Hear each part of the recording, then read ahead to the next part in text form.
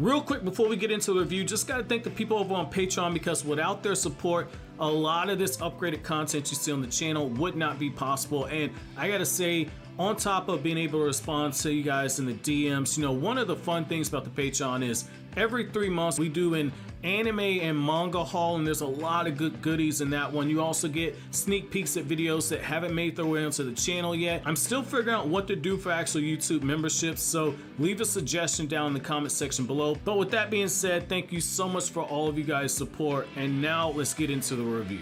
Yo, what's going on everybody? It's your boy Naruto Explain here, bringing you guys another review for Boruto Naruto Next Generations, episode 214. And now that episode 214 is done and in the books, man, I gotta say, man, I can't believe that we're actually here. Isshiki Otsutsuki has officially been revived in the Boruto anime. This is a monumental moment because it's time for us to start getting those packs ready, man. So hands down, easily, if you've not watched this episode, you really want to watch the episode because we have a lot of important things that have actually taken place. And I gotta say, first and foremost, I am really surprised that we didn't just get one chapter adapted. We actually got one chapter and most of the second chapter behind this. So this was chapter 47, and I believe most of chapter 48 that was adapted right here. So very pleasantly surprised at the pacing for this episode. And we got to get into these packs, so we got to start smoking. So obviously we smoked that Jigen pack in this episode because Jigen went out like a little punk in this episode, man. And I love how the episode opened up and you see Kashin Koji looking like a straight savage, sitting on top of the columns, watching as Jigen is struggling. You see Jigen, he's getting burnt to a crisp, and you got Amado and Naruto, they're doing their live stream reaction. Basically, Amado's got his reaction channel on YouTube going, and essentially Jigen tries to start shrinking the flames that are summoned, and the reason why he has to resort to something like this is because those are real flames. The karma seal cannot absorb it. And what I like right here is the fact that for a brief moment, it looks like Jigen actually is gonna pull it off. You're looking at it the whole time, you're going, my God, are you serious right now?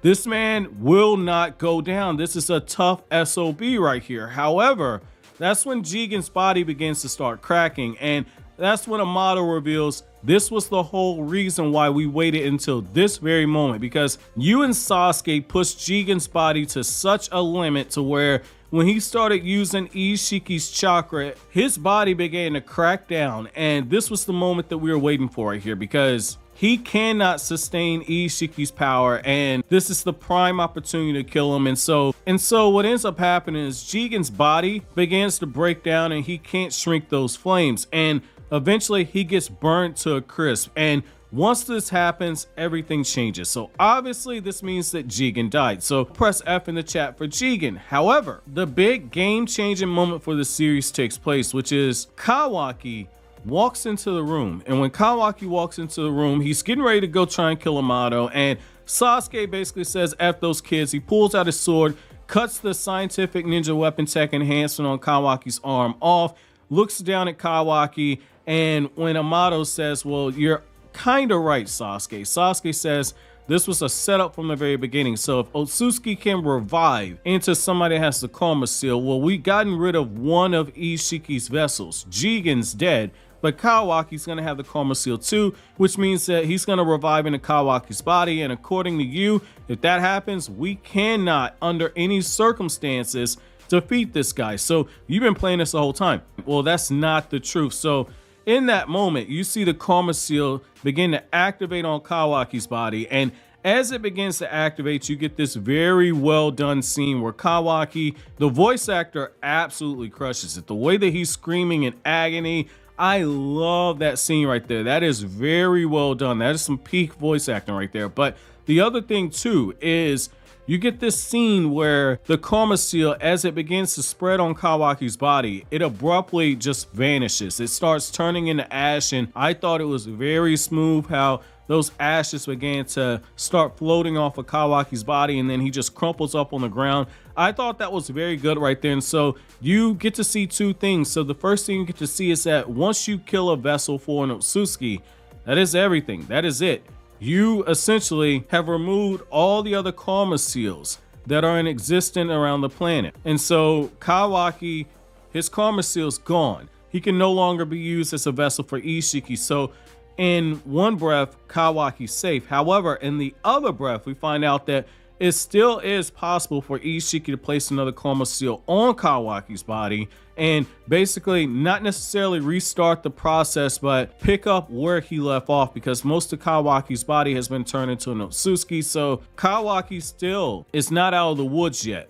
But what I like in this moment is that you see the other thing, which is you see what myself and others told you guys when Boruto episode 204 came out, which is even if Naruto and Sasuke got lucky as hell and they had prep time and they were able to bring down Jigen, you would not have wanted them to defeat Jigen. Now you see why, because if they would have killed Jigen, then they would have been killed right there on the spot by Isshiki, because Isshiki is a different monster.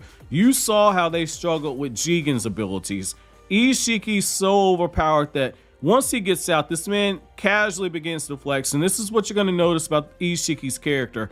Isshiki is a very flamboyant character. Isshiki is a character that is very, very arrogant. And so what Isshiki does is he casually flexes on Kashin Koji and begins to just start shrinking everything in the area. And you have his dojutsu that is activated. And when this happens, he ends up not only getting rid of the toad, which was very convenient timing that the toad ends up being destroyed at this point, but also it comes right before the mask shatters on Kashin Koji, and we get the reveal of who Kashin Koji is. And I thought the anime did a good job of setting this up, because Naruto's like, so this was a suicide mission for this guy? Did you tell him that this was a one-way ticket? And you get this beautiful shot where Sasuke doesn't say anything, but when Naruto says, I can't shake the feeling that I'm concerned about this guy and I don't know why I'm so concerned about him, Sasuke just has this very, very telling expression on his face. Sasuke's not stupid. The way that Kashin Koji was fighting, Sasuke probably put two and two together, realized that this was a clone of Jiraiya, and that's what Isshiki confirms. Isshiki says, you were essentially being used by Amado as a way to kill me, but you were never expected to kill Isshiki Otsutsuki. And so you get this beautiful scene where after the mask shatters and reality begins to hit Kashin Koji, and Kashin Koji's eyes are shaking and face is scrunched up and everything around him begins to shrink, and you get the memory that Kashin Koji has of Jiraiya, which was a very subtle nod to the fact that you have some people that believe with cloning that even though clones are separate of the person that they're cloned after, there is the possibility that the clones possess some memories. Some people believe that memories can be written into the genetic sequence of a person. And so you have this situation where that was toyed with for a second, but you also get this situation where Kashin Koji basically says, I'm going to defy fate. Jiraiya might have died, but I'm not going to die here. And Kashin Koji goes into that perfected sage mode, and right away you get this beautiful shot where Kashin Koji's using the lion's mane. It's not working.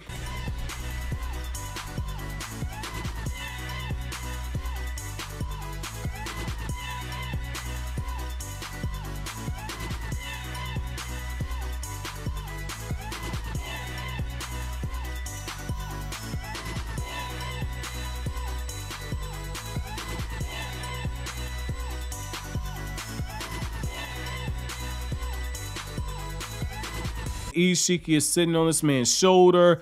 Isshiki is just stunning on the dude, and then you get this shot where Kashin Koji says, okay, I can't necessarily beat you in this way, so let me look at the things I can use. And so Kashin Koji tries using fire style jutsu. Isshiki is able to instantaneously shrink not just the flames that are summoned from the flaming mountains, but also Kashin Koji's fire style jutsu. And so Kashin Koji uses a bit of strategy here, and so he begins to start summoning those flames and wrapping them around his fist, and he tries to use that in combination with taijutsu to start attacking Isshiki Otsutsuki. And I will say this, in the manga version, Kashin Koji did a little bit better because it looked like he and Isshiki were swapping hands for longer than the anime version. But what I will say though is that Isshiki is just putting these flames out immediately before he's really getting connected by those flames. He's putting the flames out, and so It's just a matter of having to worry about Kashin Koji's taijutsu. And the reason why that scene really works right there is you just see how Kashin Koji's throwing everything at this man, and he's summoning more flames, which shows you that he had more of those summoning circles planted around the battlefield. And Kashin Koji uses a bit of strategy here. He basically says, what are you going to do? Are you going to get burnt to a crisp because you have to use your dojutsu to shrink those flames, or are you going to be hit by my giant Rasengan? And the reason why that works right there is Isshiki can only shrink one thing at a time. Now, he can do it in a very rapid manner, but that gives you a small window to where you can attack that character. And once this happens, that's when you see that arrogance take place, because Isshiki reveals that, like, hey, you were just worried about one dojutsu. My dojutsu has another ability. And what we find out is that he had another set of columns that were just floating in the air. This second dojutsu is able to increase the size of these columns that are floating in the air. And he drops them down on Kashin Koji's arm and basically destroys the Rasengan that he was using in that time. And Kashin Koji is just looking up at Isshiki, and Isshiki walks up to him and says, you only knew about the one dojutsu. You didn't know about this one. It's kind of like when Amado says, well, what will you do when it comes to the second meteor? Well, Isshiki just begins talking that talk to him. He says, this is where your grave is going to be. And the anime ended things off right there, and I am so pissed because I wanted to see that moment that's going to happen next episode where you see Drip Shiki at this point. Like, if you know, you know. Anime fans, you're going to see why I said, like, yo, don't use the character sheet as a way to say this is what the character is going to look like. Like, that's just a starting point, basically. Isshiki looked better than what was on the character sheet. That was just a quick draw, but man, I gotta say, Drip Shiki coming in the next episode, you guys ain't ready for that one. Like, especially when it comes to wine glass and everything, like, that's gonna be a very beautiful scene. But I gotta say, overall, I was impressed with this episode, man. I've seen some people clowning Kashin Koji for basically getting killed off in 2 attacks and saying he's fodder. I'll just say this, if the anime stays true to what they did in the manga, 2 attacks survived by Isshiki Otsutsuki. It's not something to make fun of somebody with. If you go back to the manga version of Naruto and Sasuke versus Jigen,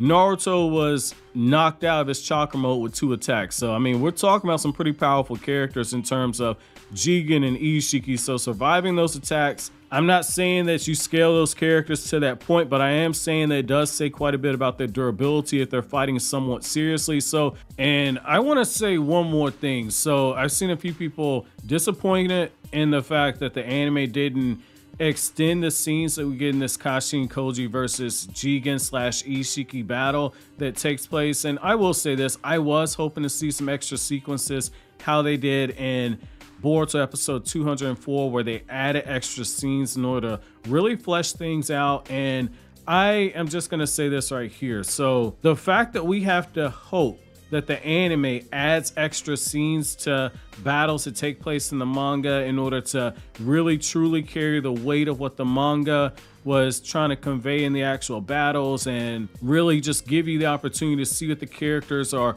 really capable of and to make the fights more enjoyable. The fact that you gotta hope for those extra details being thrown in there, that goes back to what I've said, which is the fact that the manga does have some shortcomings. I'm gonna give it to you straight. I'm not gonna sugarcoat. And so you see, on one hand, when they add extra stuff like they did in episode 189, where it was Kawaki versus Goro, and episode 204, when they added the extra scenes to Naruto and Sasuke versus Jigen, you saw how those fights really carried a lot of weight in the anime version. When you compare them to the manga contemporaries, it doesn't stack up anywhere near as close. And so that's where, again, I want to see more from the manga, because the anime should not have to add those extra scenes, and you as a viewer should not be disappointed when the anime doesn't come through adding that extra stuff, because it's not the anime's job to add that extra stuff to it. That's on the mangaka to maximize the paneling and really make those fights feel more dynamic and creative. So